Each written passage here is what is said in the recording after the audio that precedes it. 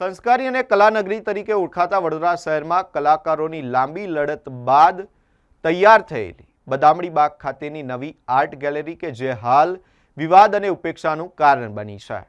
આજે world photography દિવસ નિમિત્તે સ્થાનિક કલાકારો અને ફોટોગ્રાફર્સ દ્વારા આ આર્ટ ગેલેરીના સંચાલન અને તંત્રની વહીવટી નીતિ સામે ગંભીર આક્ષેપો કરવામાં આવ્યા છે। વર્ષ 2014થી વડોદરાના કલાકારો દ્વારા બદામડી બાગ ખાતે આર્ટ ગેલેરીના પુનઃનિર્માણ માટે સતત રજૂઆતો કરવામાં આવી હતી। કલાકારોની રજૂઆત બાદ કોર્પોરેશન દ્વારા નવી અને અદ્યતન આર્ટ ગેલેરી તૈયાર કરવામાં આવી હતી। જો કે ગેલેરી તૈયાર થયા બાદ પણ તેનો યોગ્ય ઉપયોગ કરી શકાતો ન હોવાનો આક્ષેપ કલાકારો દ્વારા કરવામાં આવ્યો છે। કલાકારોના જણાવ્યા અનુસાર અમદાવાદ સહિત રાજ્યના અનેક શહેરોમાં સરકારી આર્ટ ગેલેરીઓ આશરે 1000 થી 1200 રૂપિયાના નજીવા ભાડામાં ઉપલબ્ધ બને છે, જ્યારે વડોદરાની આર્ટ ગેલેરી માટે રોજનું 8000 થી 10000 રૂપિયા જેટલું ઊંચું ભાડું અને મોટી ડિપોઝિટ વસૂલવામાં આવતી હોવાનો કલાકારોનો આક્ષેપ છે। માત્ર ભાડું જ નહીં પરંતુ આર્ટ ગેલેરી સુધી પહોંચવા માટે યોગ્ય અને સીધો રસ્તો ન હોવાનો મુદ્દો પણ સામે આવ્યો છે। કલાકારોના જણાવ્યા મુજબ ગેલેરીમાં પ્રવેશવા માટે લોકોને ફાયર બ્રિગેડની ઇમરજન્સી લેનમાંથી અવરજવર કરવી પડે છે, જે સુરક્ષા અને નિયમોની દ્રષ્ટિએ પણ ગંભીર બાબત બની શકે છે। કલાકારોનું કહેવું છે કે નકશા મુજબ કાસ પર પાર્કિંગ અને યોગ્ય વ્યવસ્થા રસ્તો બનાવવાનો ઠરાવ કરવામાં આવ્યો હોવા છતાં તેનો અમલ થયો નથી। આ મુદ્દે કલાકારોએ રોષ વ્યક્ત કરતા જણાવ્યું કે કલાનગરી તરીકે ઓળખાતા વડોદરા શહેરના સ્થાનિક અને રાષ્ટ્રીય સ્તરે ઓળખ ધરાવતા કલાકારો તથા ફોટોગ્રાફર્સને જ યોગ્ય સુવિધા ન મળવી એ ચિંતાનો વિષય છે। હવે કલાકારો દ્વારા આગામી દિવસોમાં પાલિકા તંત્ર સમક્ષ લેખિત રજૂઆત કરવાની તૈયારી કરવામાં આવી રહી છે, જેમાં આર્ટ ગેલેરીનું ભાડું ઘટાડવા તેમજ પાર્કિંગ અને પ્રવેશ માર્ગની વ્યવસ્થા સુધારવાની માંગ કરવામાં આવશે। સૌપ્રથમ વડોદરાવાસી અને તમામ પ્રેસ મીડિયાના મિત્રો અને ઇલેક્ટ્રોનિક મીડિયાના મિત્રોને વર્લ્ડ ફોટોગ્રાફી દિવસની શુભકામનાઓ। Happy world photography day. 2014થી એક લડત વડોદરાના આર્ટિસ્ટોએ ભેગા થઈને કરી હતી કે વડોદરા ખાતે જે બદામડી બાગ ખાતે એક આર્ટ ગેલેરી હતી એ ડિમોલેશન કરીને નવી આર્ટ ગેલેરી બનાવવાનો એક પ્રસ્તાવ પાસ થયો હતો અને પ્રસ્તાવ બહુ જ લાંબા ટાઈમની લડત પછી વડોદરાના આર્ટિસ્ટો ભેગા થઈને લડ્યા હતા અને 2000 લગભગ 22-23 પછી એ આર્ટ ગેલેરી સંપૂર્ણ બાંધીને તૈયાર થઈ ગઈ હતી। સાથે એને નીચે બેઝમેન્ટમાં પાર્કિંગમાં ફાયરના સ્ટેશન બી આપવામાં આવ્યું છે। આર્ટ ગેલેરીના ઘણા મિત્રો અમને પ્રશ્ન કરે છે કે તમે લોકો 10-12 વર્ષથી એક લડત કરીને એક સરસ વડોદરાને આર્ટ ગેલેરી મળી છે, કોર્પોરેશન આપી છે, તો પછી આર્ટ ગેલેરીનો ઉપયોગ હવે કમ નથી કરતા। એની પાછળ એક મોટું કારણ છે કે આ આર્ટ ગેલેરીમાં આવવા માટેનો એકમાત્ર રસ્તો છે, તમે જે વિડીયોમાં જોઈ શકશો, પ્રેસ મીડિયાના મિત્રો જે ચલાવે છે એના પર જોઈ શકશો કે ફાયર બ્રિગેડના જે બંબાઓ મૂકવામાં છે, ઇમરજન્સી લાઇન છે, ત્યાંથી આવવાનો માત્ર એક રસ્તો છે। આનો રસ્તો જે નકશા મુજબ છે એ મેઇન રોડની જમણી બાજુ જે કાચ આવેલી છે એની પર જે તે સમયે ઠરાવમાં પાસ થયેલું છે કે કાચની ઉપર પાર્કિંગ બનશે અને પાર્કિંગ બાજુથી એ રસ્તો ગેલેરીમાં આવવા માટે બનશે, કારણ કે ફાયર બ્રિગેડ અને સિટી કમાન્ડ સેન્ટર એ બહુ ઇમરજન્સી લેન્ડ કહેવાય, ત્યાંથી જનરલ પબ્લિકને આવવાનું બહુ જ તકલીફ પડતું હોય છે અમુક રિસ્ટ્રિક્શનો એના કારણે।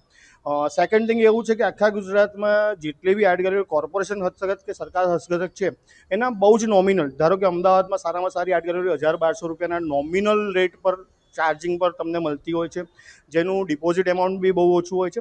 વડોદરામાં અહીંયા આગળ કોર્પોરેશને લાંબી લડત બાદ ખૂબ સરસ અને સુંદર આર્ટ ગેલેરી લોકેશન વાઇઝ બી બહુ સરસ છે, પણ 2-3 તૂટીઓ છે એને કારણે આર્ટ ગેલેરી આગળ ચાલી નથી રહી। એક તો અહીંયા આગળ જે પાર્કિંગની અભાવ, એન્ટ્રીનો અભાવ, અને ત્રીજું મુખ્ય કારણ છે કે એની ડિપોઝિટ પુષ્કળ છે અને ભાડું બી લગભગ 8,000 થી 9,000 રૂપિયાની આસપાસ ભાડું છે।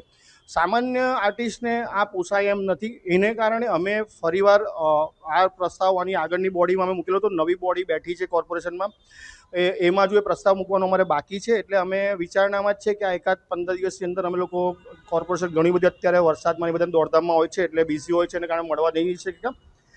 આવનારા દિવસોમાં આનું એક અમે એપ્લિકેશન આપવાના છે કે તમે આનું એક ભાવનું વિચારણા કરો અને આર્ટિસ્ટોને ફાયદો થાય એવું સરકારી ધોરણે કમાવાનું નહીં પણ આર્ટિસ્ટોને પ્રોત્સાહન મળે એવા ઉદ્દેશથી આનું ભાડું નક્કી કરો, પ્લસ પાર્કિંગ અને ગેલેરીમાં એન્ટ્રીની સારી વ્યવસ્થા આપો। વડોદરા ખાતે એક જ્વેલર શોરૂમ છે, આપ ઘણા મિત્રો જાણતા હશો કે એની અંદર એ ફ્રીમાં એક નાનો હોલ આપે છે, ત્યાં કરી શકે છે, પ્લસ પ્રાઇવેટ તમારી પાસે મહારાજા સરકારની એક કીર્તિ મંદિર ખાતે ગેલેરી આવી છે ને એક MSUમાં છે. ઘણી બધી બીજી 2-4 પ્રાઇવેટ ગેલેરીઓ છે, પણ એના રેન્ટ ખૂબ હાઈ હોય છે. સામાન્ય આર્ટિસ્ટને પોતાની કલા પ્રદર્શિત કરવી હોય તો એમાં ખૂબ તકલીફ પડે. બેઝિક દિવસનું 8 થી 10 હજારનું જો ભાડું હોય તો એને પોસાય નહીં. રાજ્ય સરકાર લલિત કલા એકેડમી દર વર્ષે આર્ટિસ્ટોને પ્રોત્સાહન કરવા માટે ઇન્ડિયામાં આપને ખબર નહીં, હું જણાવું ફરીવાર, આ ઘણીવાર હું મારા વક્તવ્યમાં બોલ્યો છું કે આખા ભારતમાં માત્ર ગુજરાતની અંદર જ ગુજરાત સરકાર આર્ટિસ્ટોને પ્રોત્સાહન કરવા માટે ગ્રાન્ટ આપે છે. માત્ર ગુજરાત સરકાર. એ ગ્રાન્ટ તમારે વાપરવા માટે તમારે એના એક્ઝિબિશન્સ કરવા પડે. એક્ઝિબિશન્સ કરવા માટે તમારા લોકલ સ્ટેટની અંદર, તમારા પોતાના વિસ્તારની અંદર એક ગેલેરી હોવી જોઈએ. વડોદરામાં કોર્પોરેશનની ગેલેરી બની ગઈ છે લાંબા લડત બાદ, પણ એની થોડીક ત્રુટિઓ વધી છે.